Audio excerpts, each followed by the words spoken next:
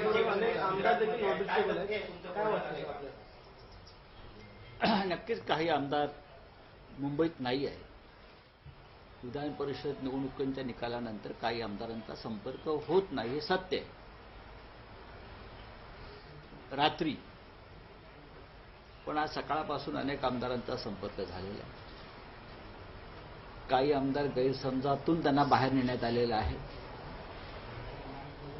एकनाथ शिंदे सुद्धा मुंबईच्या बाहेर आहे आणि त्यांच्याशी सुद्धा संपर्क झालेला आहे. ज्या प्रकारचं चित्र बाहेर निर्माण केलं जातं या क्षणी, की भूकंप होईल किंवा अन्य काही होईल, There's a lot of speculation about what will happen. त्याच्यामध्ये मला किंवा शिवसेनेला कोणत्याही प्रकारचं तथ्य वाटत नाही. नक्कीच काही ठिकाणी संशयास्पद असं वातावरण निर्माण झालेलं आहे काही बाबतीमध्ये, हे सुद्धा दूर होईल. आता आम्ही सगळे वर्षावर जातोय. मुख्यमंत्र्यांबरोबर बैठक आहे. आज सकाळपासून काँग्रेसचे नेते किंवा राष्ट्रवादीचे प्रमुख नेते, मग शरद पवार साहेब असतील, सुप्रियाताई सुळे असतील, जयंतराव पाटील असतील, अजितदादा, हे सगळे एकमेकांच्या संपर्कात आहेत. We're in touch with the Congress leaders. We're in touch with Rajasthan आणि people from our Madhya Pradesh party. Pattern प्रमाणे उद्धव ठाकरेंचं सरकार पाडावं अशा प्रकारचं एक हालचाल गेल्या काही दिवसापासून सुरू आहे. पण मध्य प्रदेश पॅटर्न, राजस्थान पॅटर्न हा महाराष्ट्रात चालणार नाही. This pattern of Madhya Pradesh and Rajasthan and all this Operation Kamla kind of politics is not going to be working out in ज्या Maharashtra. पद्धतीनं तुम्हाला किंगमेकर होता येणार नाही, ज्या पद्धतीनं तुम्हाला महाराष्ट्र अस्थिर करता येणार नाही आणि या पद्धतीनं तुम्हाला महाराष्ट्राच्या छातीवर घाव घालता येणार नाही. No pressure tactics are going to be working out on Maharashtra. आपण पाहिलं असेल की मुंबई प्रदेश भारतीय जनता पक्षाचे जे अध्यक्ष आहेत मंगल प्रभात लोढा, त्यांनी कालच्या विधान परिषदेच्या निकालानंतर मुंबईवर ताबा मिळवण्याची भाषा केली. यांची पावलं कोणत्या दिशेने पडतात ती तुम्ही समजून घ्या. आता मुंबईवर ताबा मिळवू, मुंबईवर विजय मिळवू म्हणजे काय मिळवू? म्हणजे यासाठी तुम्ही फाटाफूट घडवून आणताय का की मुंबईवर विजय मिळवण्यासाठी शिवसेनेला आधी कमजोर केलं पाहिजे, शिवसेना दुबळी केली पाहिजे? There is a conspiracy that let's weaken the Shiv Sena. Let's weaken the Shiv Sena. There is a conspiracy. भाकीत आम्ही यापूर्वी सुद्धा केलेलं आहे. आणि शिवसेनेमध्ये आईचं दूध विकणारी अवलाद निर्माण होणार नाही हे परवा माननीय उद्धव ठाकरे यांनी सांगितलं वर्धापन दिनाच्या कार्यक्रमात. ते सुद्धा तुम्ही समजून घेतलं पाहिजे.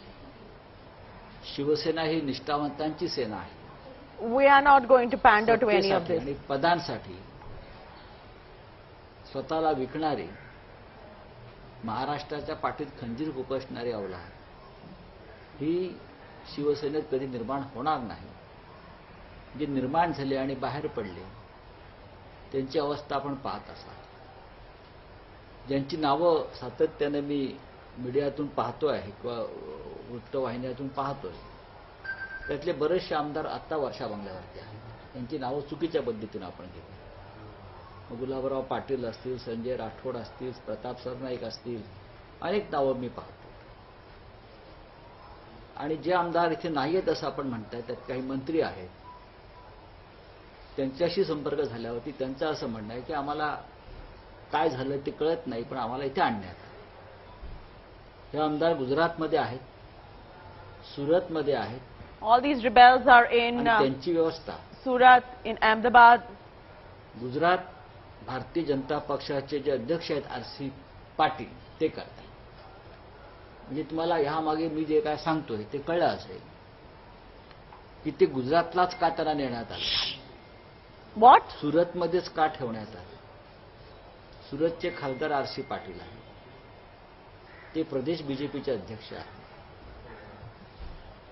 आणि ते कोणाच्या जवळ आहेत हे आपल्या सगळ्यांना माहिती आहे. अशा प्रकारे भ्रम आणि फसवणूक करून आमदारांना नेलं जात आहे. ज्या क्षणी त्यांचा आमचा संपर्क होईल त्या क्षणी ते परत येतील.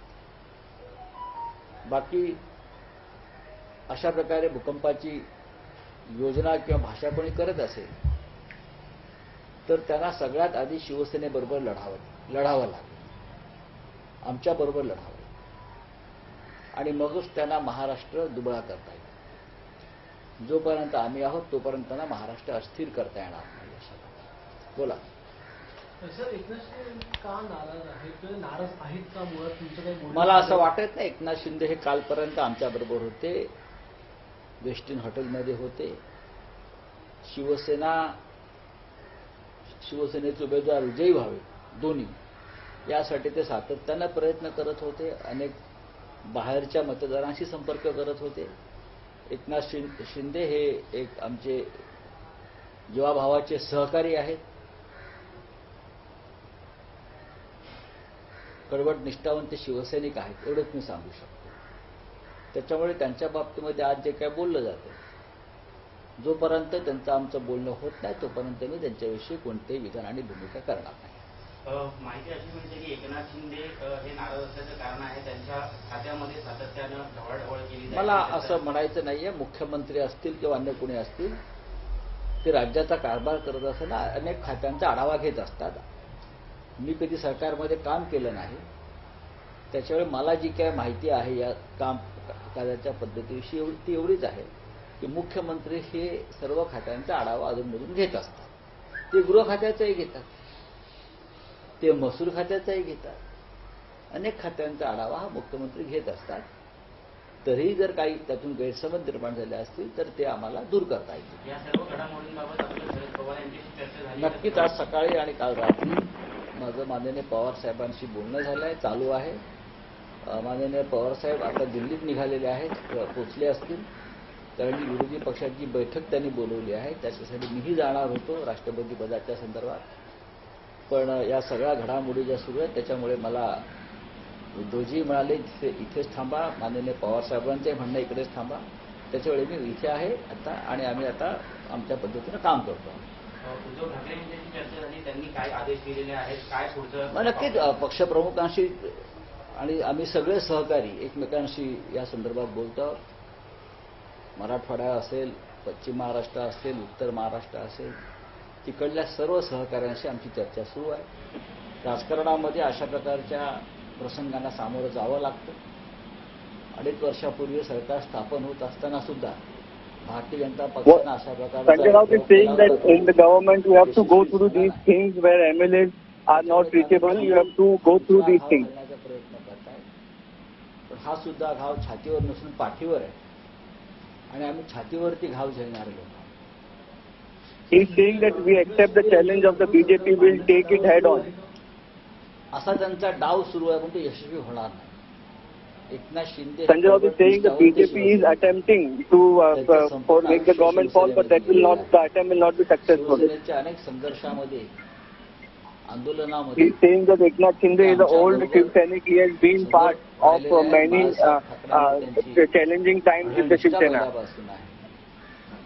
त्याच्यामुळे जे चित्र निर्माण केलं जातंय बाहेर, मला त्यात हा तथ्य वाटत. Impression is being created that the government is in minority. That is not true. आज या सगळ्या घडामोडी घडत असताना नेमकी आजच अनिल परब यांना ईडीची नोटीस आहे. म्हणजे आमच्यातला एक सहकारी. Sanjay Raut is saying the timing of ED notice to Anil Parab is also questionable. धावपळ करण्यासाठी. He is saying that Anil Parab is a strategist who is being hampered by the central agencies, and hence he has been called today so that he cannot participate in the meetings which are going on today. कावे आणि कावे आहेत ते समजून घेतलं पाहिजे की किती Minute details about this operation by the central agencies should be understood. The timing of Anil Parab is questionable. नाही घडामोडी ह्याच आहेत. दुसऱ्या काय घडामोडी आहेत? असं म्हटलं जातं आता भाजपकडनं की ही लढाई खरी बाळासाहेबांच्या निष्ठावंतांची आणि पवारांच्या निष्ठावंतांची. मग आम्ही कोण आहोत? पवार निष्ठावंत हा काय प्रकार? पवार निष्ठावंत वगैरे हा प्रकार नसतो. सगळे महाराष्ट्राचे निष्ठावंत आहेत. Those who are loyalists to Sharad Pawar, loyalists to Maharashtra. ते आम्हाला We are all loyalists to Sharad Pawar. The question was asked on the credibility of Sanjay Raut that he is more close to Sharad Pawar, to which he has said being close to Sharad Pawar is like being close to Maharashtra. कुठेतरी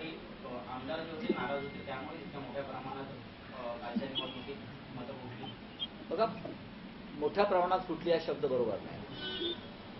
काही It's not right to say that a lot of MLAs have lost confidence in the government.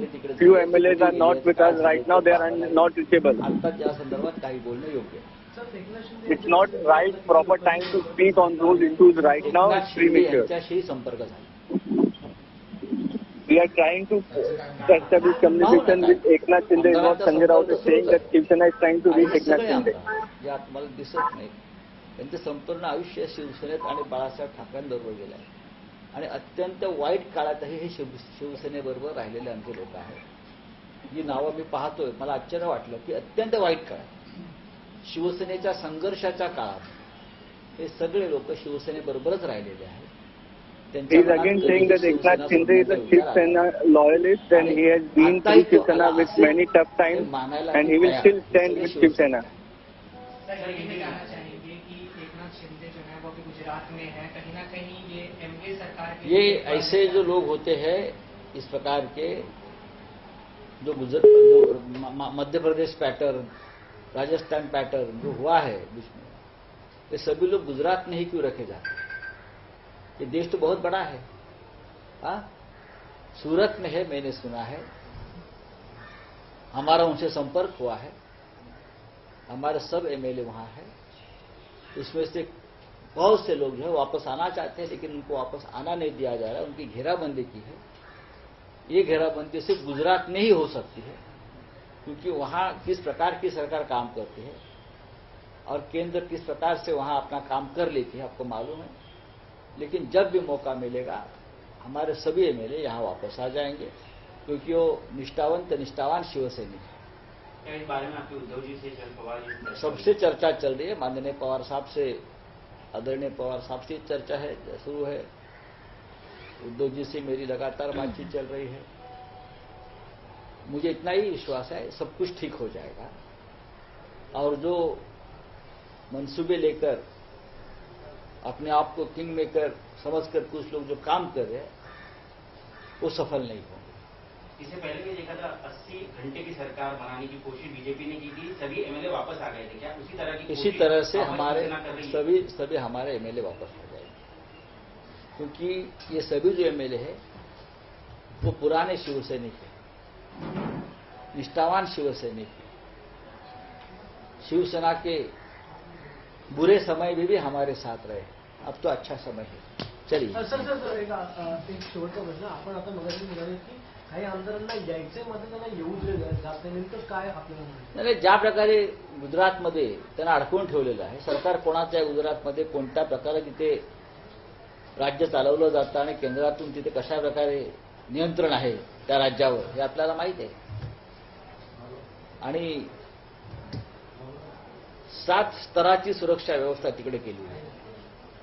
विविध सुरक्षा यंत्रणांनी त्यांची राहण्याची जागा घेरलेली आहे. मुख्य रस्त्यावर येण्याचे रस्ते बंद केलेले आहेत. हे कशा कर महाराष्ट्राचा छळ करण्याची, महाराष्ट्राला बदनाम करण्याची आणि महाराष्ट्राला अस्थिर करण्याची योजना. This is all a plot of the BJP to defame Maharashtra and the Maharashtra Sarkar. हे देशाचं दुर्दैव आहे.